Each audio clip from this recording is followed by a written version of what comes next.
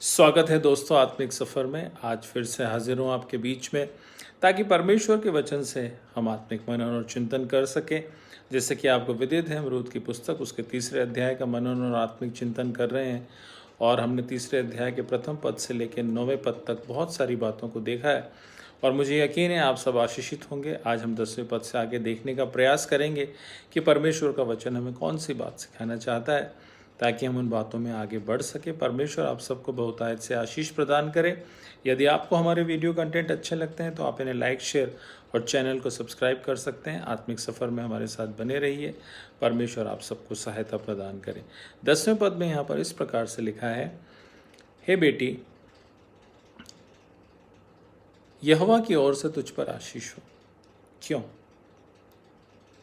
आधी रात के समय में बोaz ने जब ये जाना कि ये पाँव के पास में लेटने वाली स्त्री रूथ है और इसके प्रत्युत्तर में इसकी 2 निवेदनों को सुना, तब उसने रूथ के लिए आशीष को अपने मुख से रिलीज़ किया। अपने मुबारक होठों से मुबारक ईश्वर का नाम लेकर उसे आशीष प्रदान की, उसको ब्लेस किया। उसका जवाब आगे ही लिखा है, क्यों? क्योंकि तूने अपनी पिछली प्रीति पहली से अधिक दिखाई है। अगर हम कुछ अंग्रेजी के अनुवादों को देखें तो वहाँ पर इस प्रकार से लिखा है, your loyalty is better than first. जिस प्रकार से तो अपनी सास के साथ इज़राइल में आई थी और तेरे अंदर जो कर्मठता थी, तेरे अंदर जो तटस्थता थी, तेरे अंदर जो अडिग प्रेम था, तेरे अंदर जो स्थिरता थी, वो अभी तक बनी हुई है। और आज भी तू अपने लिए नहीं आई है, आज भी तू अपने लिए नहीं आई है, अपने परिवार के लिए मांगने के लिए आई है।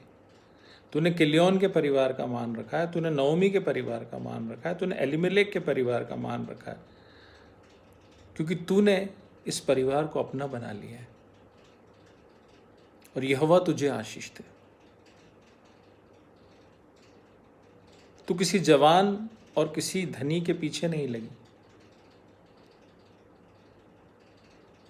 तूने अपने परिवार का मान रखा है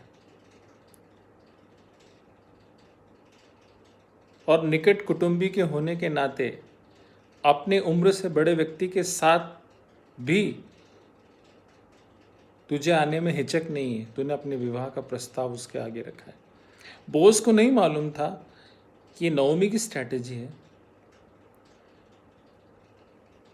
क्योंकि प्रपोजल तो रूथ ने ही रखा था ना रात में आकर। तो वो रूथ को जवाब दे रहा है, सबसे पहले उसे आशीष दे रहा है यहोवा के नाम से। रूथ ने जब अपने प्रपोजल को रखा, अपने निवेदन को रखा, सबसे पहली जो बात हुई, बोaz ने उसे आशीष दी। क्यों? इतनी सारी बातों को मैंने आपके बीच में कहा कि वो अभी तक अपनी सास के प्रति पूरी रीति से फर्मेवरदार है। जब वक्त आया है अपने जीवन के कुछ व्यक्तिगत निर्णयों में आगे बढ़ने के लिए, तब भी वो अपने बुजुर्गों की बातों को सुन रही है और जैसा उसके बुजुर्ग ने उससे कहा है उस रीति से वो कार्य कर रही है। आपको मालूम है, कई चीज़ें हमें हमारे बुजुर्गों के मार्फत मिलती है। रूथ के पास बहुत अच्छे ऑप्शन हो सकते थे। रूथ जवान है, भाई किसी बुजुर्ग से क्यों शादी करे वो? क्या पूरे इज़राइल में उसके लिए कोई वर नहीं मिल सकता? लेकिन हमारा अच्छा क्या है, हमारा बुरा क्या है, हमारा परमेश्वर ज़्यादा जानता है। और वो जब अपने संतों के मार्फत, जब अपने बुजुर्गों के मार्फत हमें कुछ समझाना चाहता है, तो हमें वो ऑप्शन लेना चाहिए जो हमारे लिए परमेश्वर की ओर से निर्धारित है। और रूथ ये इस बात को अच्छी तरीके से जानती थी, यदि मेरा जो सबसे ज़्यादा भला कोई चाह सकता है तो वो नओमी है। इसलिए वो अपने व्यक्तिगत मानकों को अपने साथ नहीं रखती थी। उसका पर्सनली कोई इंटेंशन नहीं था बोaz के प्रति। आज भी वो इतनी साफ और पवित्र थी, निर्मल थी बोaz के आगे, जब उसने अपनी इन बातों को रखा। इसीलिए बोaz ने उसे आशीष दी। कुछ भी हो सकता था, वो अनएप्रोप्रिएट टाइम था, उपयुक्त समय नहीं था। वो रात के समय में खलिहान में अकेले में किसी पुरुष के आगे अपनी बातों को रखने का उपयुक्त समय नहीं था मेरे प्रिय। हो सकता था बोझ ये बोलता कि दिन में भी आ सकते थे, घर पे भी आ सकते थे, किसी और रीति से भी कम्युनिकेट कर सकते थे। लेकिन जब परमेश्वर के हाथ में हमारा जीवन होता है और जब परमेश्वर हमारी ज़िंदगी के फैसलों में हमारे साथ साथ होता है, परमेश्वर ही वो साहस हमें देता है, परमेश्वर ही हमारे लिए लोगों के हृदयों को बदल देता है। बोaz ने रूत के इस कदम को बड़ा पॉजिटिव लिया और उसे आशीष प्रदान करी। और मैंने आपको बताया कि क्यों आशीष प्रदान करी, क्योंकि बोaz खुद कहता है कि तूने अपनी पिछली प्रीति पहली से अधिक दिखाई और तू क्या धर्मी क्या कंगाल किसी जवान के पीछे नहीं लगी। इसलिए अब हे मेरी बेटी मत डर, जो कुछ तू कहेगी मैं तुझसे करूँगा। भाई अब सच्चाई में है रूत, तुझे डरने की आवश्यकता नहीं है। तेरी सच्चाई बड़ी अद्भुत है कि आज भी जीवन के हर क्षेत्र में किसी भी स्थिति में तूने अपने परिवार का मान रखा है, तूने अपने परिवार को इज्जत दी है, तूने अपने बुजुर्गों की बातों को माना है, तूने वो ऑप्शन लिया है जो इस परिवार के लिए सबसे ज़्यादा उपयोगी है। इसलिए यहोवा तुझे आशीष दे। और वो कहता है मेरी बेटी मत डर, क्योंकि जो कुछ तू कहेगी वो मैं तेरे लिए करूँगा।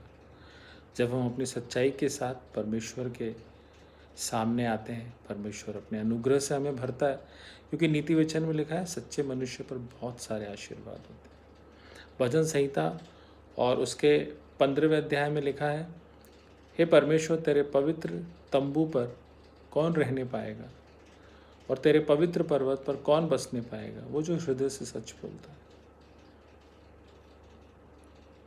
यदि हम अपने जीवन में खरे हैं, सच्चे हैं, तो परमेश्वर हमारे जीवन के लिए कार्य करेगा। उसने नओमी को बुद्धि दी कि वो स्ट्रैटेजी बना सके। उसने रूत को पुरुषार्थ करने का आत्मा प्रदान किया कि वो रात में बोaz के पास जा सके। और उसने बोaz के हृदय को परिवर्तित किया कि वो रूत के प्रति और कृपालु बन सके। कहता है तो डर मत, जो कुछ तू कहेगी वो मैं तेरे लिए करूँगा। उसके बाद वहाँ पर आगे इस प्रकार से लिखा है,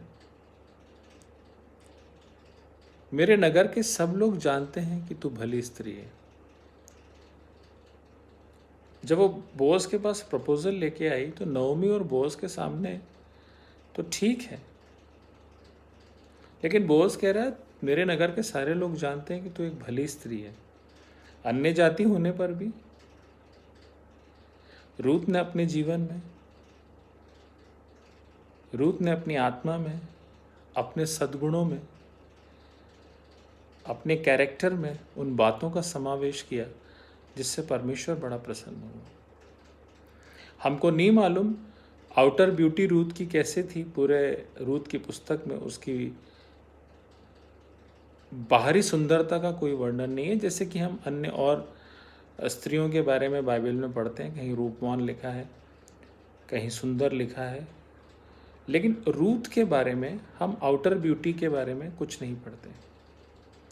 लेकिन रूत की जो इनर ब्यूटी है वो बहुत ही सुंदर है। उसकी आंतरिक सुंदरता जो है आत्मिक सद्गुणों से लबरेज है, सुसज्जित है, सजी हुई है। वह आत्मिक रूप से बहुत सुंदर है। इसीलिए हमारी बाहरी सुंदरता से ज़्यादा हमारी आत्मिक सुंदरता मायने रखती है और हमें आत्मिक रूप से सुंदर होना है। हमारा स्पिरिचुअल डेकोरेशन परफेक्ट होना चाहिए। आत्मा का फल हमारी आत्मा, पवित्र आत्मा का फल हमारी आत्मा में सुसज्जित होना चाहिए। जब परमेश्वर हमारे जीवन को देखे तो वो हमसे बड़े बड़े काम ले, वो हमसे प्रेम करे, हमारी प्रार्थनाओं को सुने,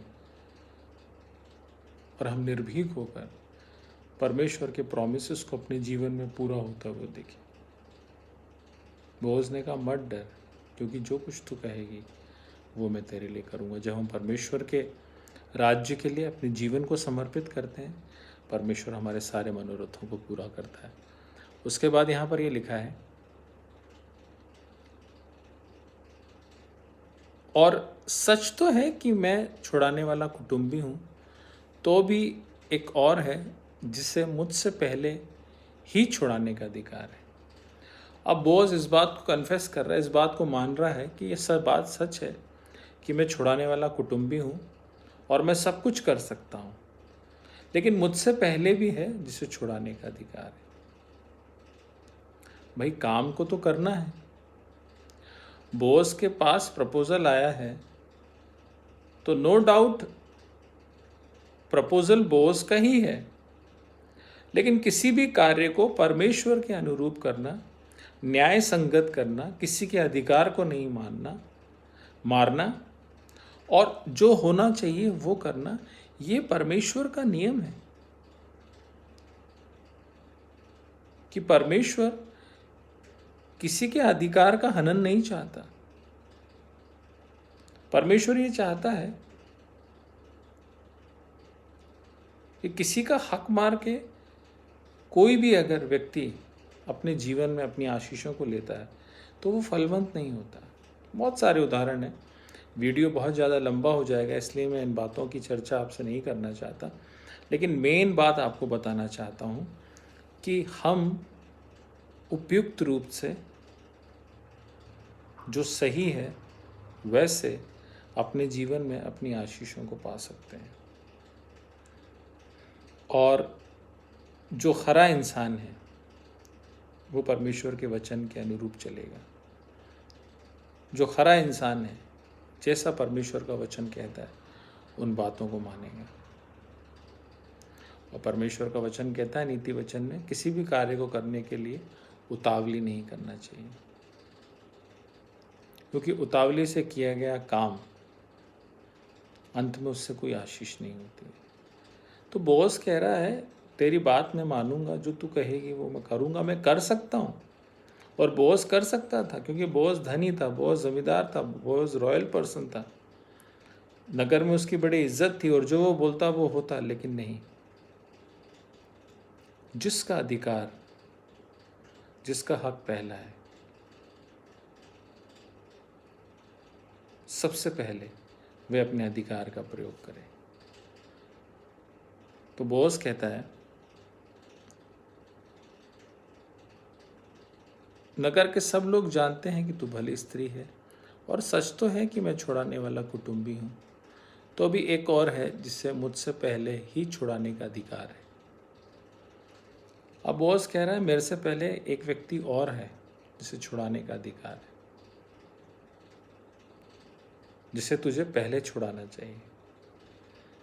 मैं कुटुंबी तो हूँ, लेकिन अधिकार किसी और का है, और किसी और का अधिकार के ऊपर हम ओवरलैप होकर परमेश्वर की आशीष को नहीं प्राप्त कर सकते। बहुत सारे उदाहरण हैं, आने वाले वीडियो में इन बातों पर चर्चा जारी रहेगी, आगे हम देखेंगे। और चौथे अध्याय का मेरे विचार से ये अंतिम वीडियो होगा आने वाले समय में।